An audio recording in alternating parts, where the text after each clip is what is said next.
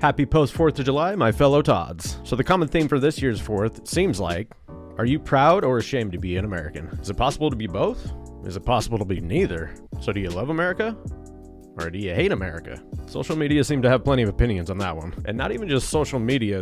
In 2022, the average person seems to have a pretty strong opinion about this now. For me, I can see reason on both sides. And yet, finding people who can see both sides is oddly rare. Let's start with those who are ashamed, because I've been there. So when I was in college, our curriculum surrounded a good deal around what was wrong with America. In fact, I don't remember a single professor ever saying that they were happy to live here. And going to college, it gives you the perspective that the intellectual community knows best. Do they? One of the biggest topics in any social science class that you take now is how flawed capitalism is. And it is. Capitalism sucks. We're starting to see the downfalls of the laissez-faire approach. Because boom, now we're in crony capitalism, corporatism, whatever you want to call it.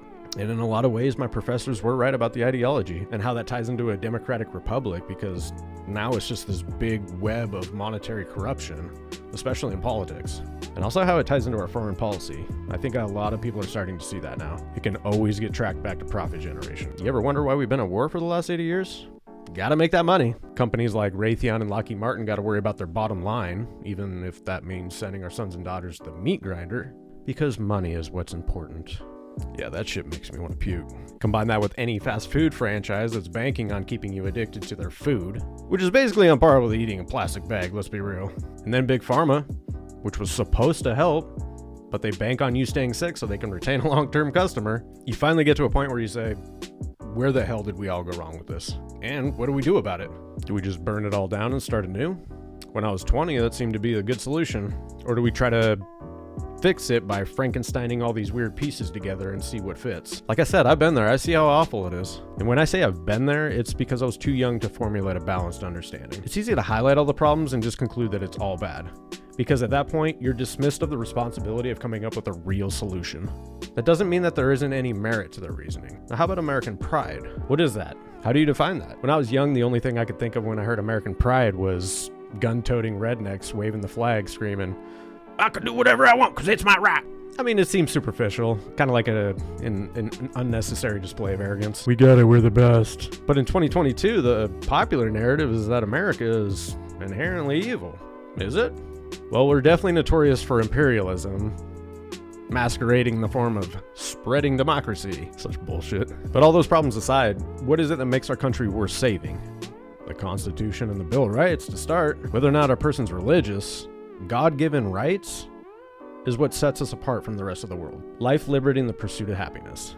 And I always kind of had a little bit of trouble with pursuit of happiness because it seems a little vague. But life and liberty seem to be pretty straightforward to me. And that's why there's such a disagreement with Roe v. Wade, because the left is framing it with women's rights and the right is framing it with right to life. They're basically arguing a completely different topic. I know I'll get a firestorm for that one from both sides, but again, we'll save that topic for another day. It also seems like we're the only country that's apologetic for its history. Are we more misogynistic than every other country?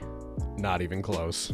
As much as we hear people claim that we're a patriarchy, we're actually much closer to a matriarchy. Are we more racist than every other culture? Definitely not. Throw a dart on a world map and you'll most likely end up with a country that's still overtly racist. That doesn't mean we shouldn't be aware of current prejudice in our society and work on it, but getting stuck in this mode of inherent sin only leaves us susceptible to a compromised society. I saw a good meme the other day.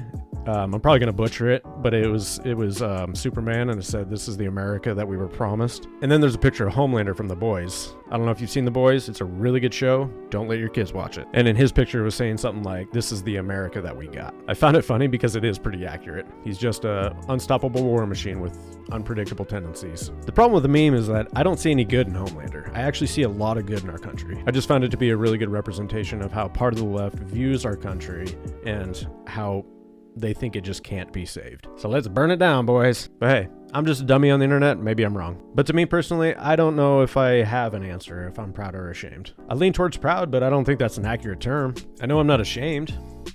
I'm ashamed of our government. And nationalism can be both good and bad for different reasons. If anything, I think I'm just thankful. I'm thankful that I live in an era and a society that at least attempts valuing civil rights, because the likelihood of having that in society is actually very rare. And I'm thankful that we at least have the right to say something when we see injustice or a lack of civil rights. Have you seen how the rest of the world handles that? Hate speech is a subjective term and it's usually abused by the government. Hell, we can even burn our flag out of expression. There's only 3 other countries in the world that allow that. Australia, Canada, Belgium. But they don't have a First Amendment. We are the only country in the world with freedom of speech. Keep that in mind. And a lot of people don't realize that even with all these flaws in our country, we have the opportunity to make it better if we want to.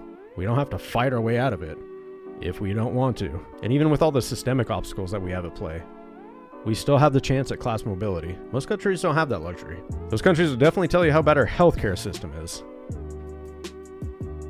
And it is, it's shit, honestly, who am I kidding? Look, we got problems, and most of us recognize it. So let's try to work together on finding a reasonable solution. Only way we're gonna do that is if each of us individually turn that straw man into a steel man. So I guess the question is, are we proud of our government? Or are we proud of our country? Are we ashamed of our country? Are we ashamed of our government? Because once it's framed like that, you start to see agreement on both sides.